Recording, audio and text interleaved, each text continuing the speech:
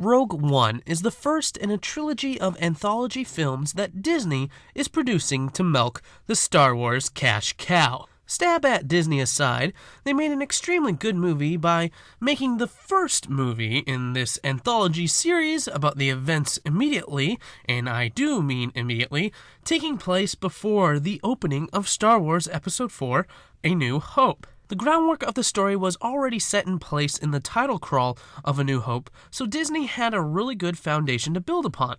And build upon it they did. Just for clarity, this is a spoiler-free review of Rogue One, so there will be some things that I will not be giving my full feelings and opinions on, as I would hate to spoil the movie for anyone.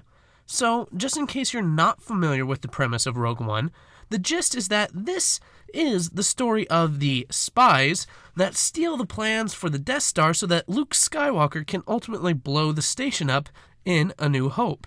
That's the super basic version, and we will delve a little deeper into the story throughout the review, but let's talk about how the movie opens. Now, a lot of people had talked about how the first third of the movie is one of the weak points of the film, and while the first act didn't really bother me, I could totally see how it would bother others. There are two reasons for this.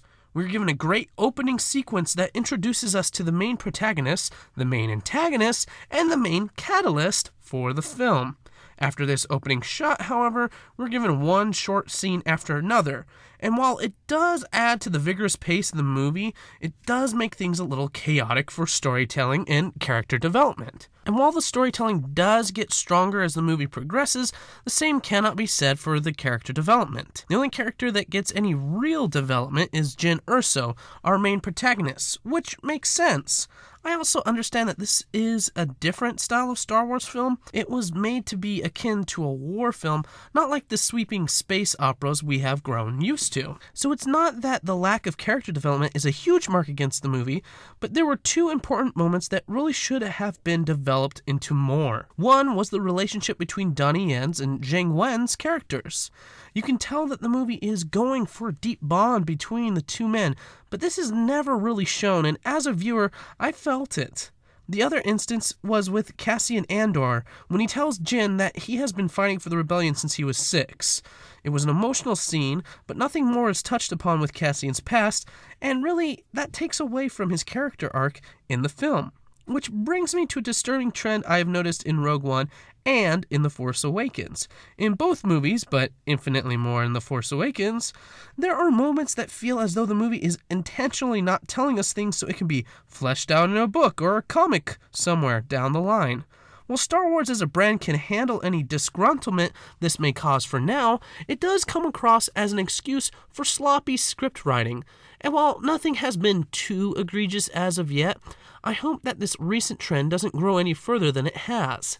Disney needs to remember that Star Wars is movies first and foremost, and needs to not use the safety blanket of the EU to cover up their mistakes that they make in movies. All in all, though, the flaws in the movie cannot dull the sheen of how good a movie Rogue One legitimately is. While it is certainly not my favorite, Rogue One is still a clear reminder that we have moved past the prequel era. Rogue One may be the most visually stunning and visually beautiful Star Wars movie, which is not completely unexpected, as Galen Edwards was already well known for his visual prowess on his previous film, Godzilla. There is something special, though, about the visuals in Rogue One, as it does feel like it came out of the original trilogy with all of its dirt and grime and realism. But Rogue One was still very vibrant, colorful, and lively.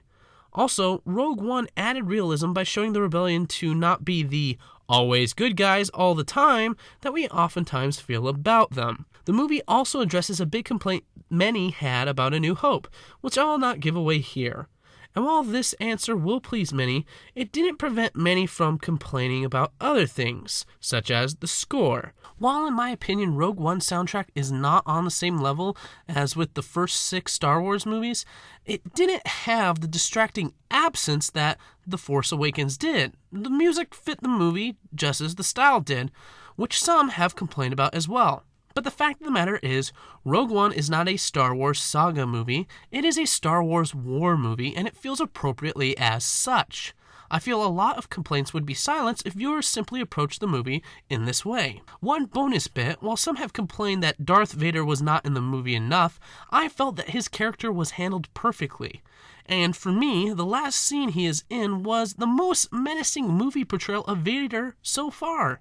And while Vader doesn't sound exactly the same as he did in the original trilogy, I'm so glad James Earl Jones was able to provide voicing yet again to the most recognizable villain in movie history. In short, I thoroughly enjoyed Rogue One, and I think I will enjoy it even more on my second viewing. I enjoyed the different style and pacing, although the pacing wasn't done as well as it could have. I enjoyed the characters, even though I had very little time to grow attached to them, with the exception of Jyn Erso, due to poor characterization. The visuals were amazing, the acting superb, and the actions and battles were perhaps the best in any Star Wars movie. However, certain flaws, such as periodically having a hard time hearing some of the characters, and not even knowing for certain what their names are, an effect of poor character development, these things prevent Rogue One from toppling Empire Strikes Back and possibly the other original trilogy movies from their perch of best and most beloved Star Wars movies. Regardless, Rogue One is a fitting and worthy addition to the Star Wars mythos and definitely enhances A New Hope. In fact, the first thing I did when I got home from the movie theater was sit down and watch the original movie. I hope every person who loves and enjoys Star Wars takes the time to go and see this movie. Have you seen Rogue One? Go ahead and let me know what you thought of it. If you haven't, let me know what you hope to see. This is the Outcast Writer signing off, grateful for another good Star Wars movie and hoping that there will be more to come. Have a wonderful day, Merry Christmas, and remember, what we create matters. And rest in peace, Carrie Fisher. You will be dearly missed.